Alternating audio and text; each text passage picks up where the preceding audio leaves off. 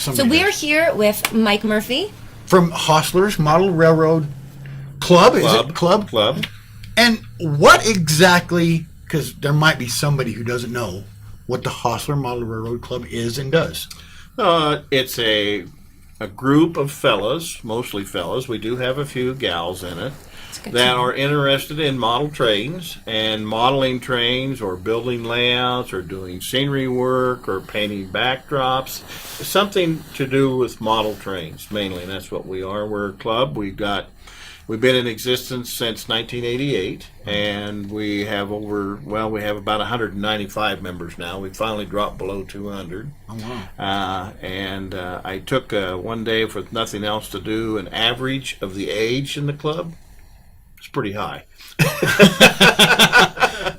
So you're looking for some new recruits, maybe? We are, and we got a few. Just last month, we had a couple new little boys join, and we're glad to see them come in. The hobby is not attracting young guys now. The video stuff and all that attracts the young guys. And the manufacturers in the model railroad business have raised the prices considerably, and that chases a lot of people away, even us older guys. Well, I was going to say, like, some of those trains are pretty advanced. I mean, back in the day, you hooked up DC power to it, and you turn the switch one way, and it went one way, and you turn the switch the other way. Yeah. But now it's like they can run, like, two trains on the same rail, and they got cameras on them. And that's called DCC, which stands for Digital Command Control. And that is an option to DC, the old power pack. When, like you say, you turn the knob up, and the more you turn the knob up, all you was doing is increasing the voltage to the track. So the more voltage to the track was more voltage to the motor, so the motor ran faster and the train went faster. The disadvantage was if you ran two trains on that same track, they're both going to do the same thing, only they had to split between the two of them. And now with DCC, there's constant voltage to the track all the time. And you have a little, what we call a decoder. It's a little chip, a microchip that goes in each engine. And you have a little, looks like a TV remote in your hand. And that sends a signal through the air to a little receiver that sits somewhere. And then that receiver is hooked to the rails, sends the signal to the rails picks it up, puts it into the engine, to the decoder, and tells the engine what to do. Wow. That's pretty complicated. I know. Like halfway through, I was like, what? I think I just like the DC power They pack. say you could do 200 because of you guys would know more about that. 256 different trains on the same track at the same time, doing 256 different things, but that's physically impossible. I would just make them crash. That's what I would do. Yeah. We've done that. On purpose? I didn't know. Oh, I was going to say, I do it on purpose. No, unintentional, we do that. So we have some spectacular crashes once in a while. I bet. So, you guys are having a festival, which I think will be a great opportunity for people to bring their kids and get some new recruits. It is. Want to tell us a little bit about the festival you're having? The festival is our 28th annual. It's going to be at Union Station again this year, as we've always done, except for the first two, which was at the South Ogden Armory when we first started. And we're open on Friday, Saturday, and Sunday, March 3rd, 4th, and 5th this year. Friday afternoon, we open 3:30, 3:30, and we stay open until 8:30 at night.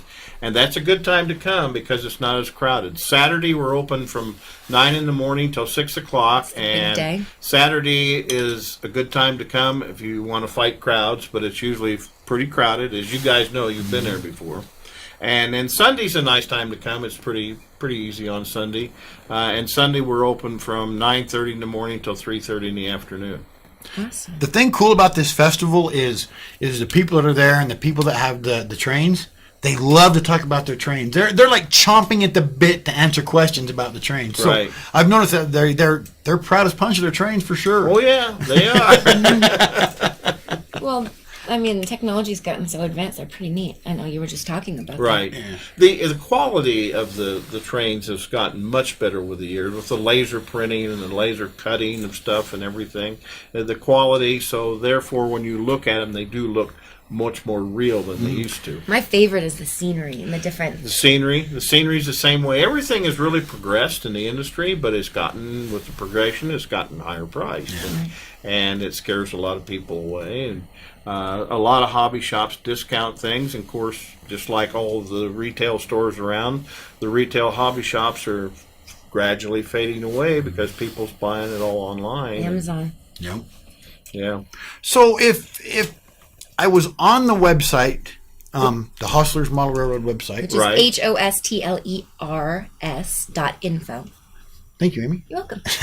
And I noticed you have like a contest, like a photography contest, You and have been on the website. Yeah. God, Farrell, you're doing pretty good. I know. I can read. You're yeah. I can't hardly believe it.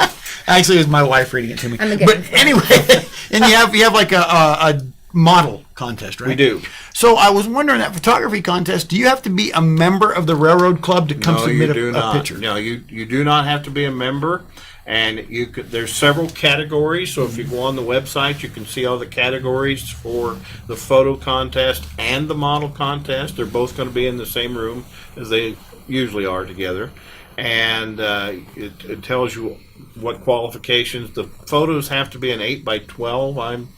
I'm taking this from Yeah, I can't remember here, what it and is. I think it's 8x12 framed so that they can hang it up on a rack so they can all be judged and everything like that.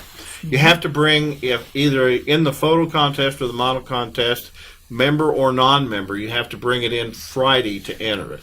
And then because the judging is on Saturday, they do the awards on Sunday. Oh, fun. Yeah, because I was wondering, because I like to take good pictures. He takes great pictures. I like to think I take good pictures, but I thought that'd be kind of cool to put a model in there. We should both do one and then see who wins. All right, Right. it's on. Another question I have for you. It's not just model railroad stuff there, right? I mean, anything to do with railroading is there. That's like true. signs and hats and Right. T-shirts and Right. artists. There's a couple guys that sell the lanterns, the old railroad lanterns that the Cool. switchmen used to use. And there's the guys that sell the padlocks, and then there's just stuff like that. We call it memorabilia, railroad Right, right. memorabilia. And there's quite a few of those guys around. Our show doesn't attract as many of them as a lot of shows do, but we do attract a couple of them that come to the show to sell that kind of stuff.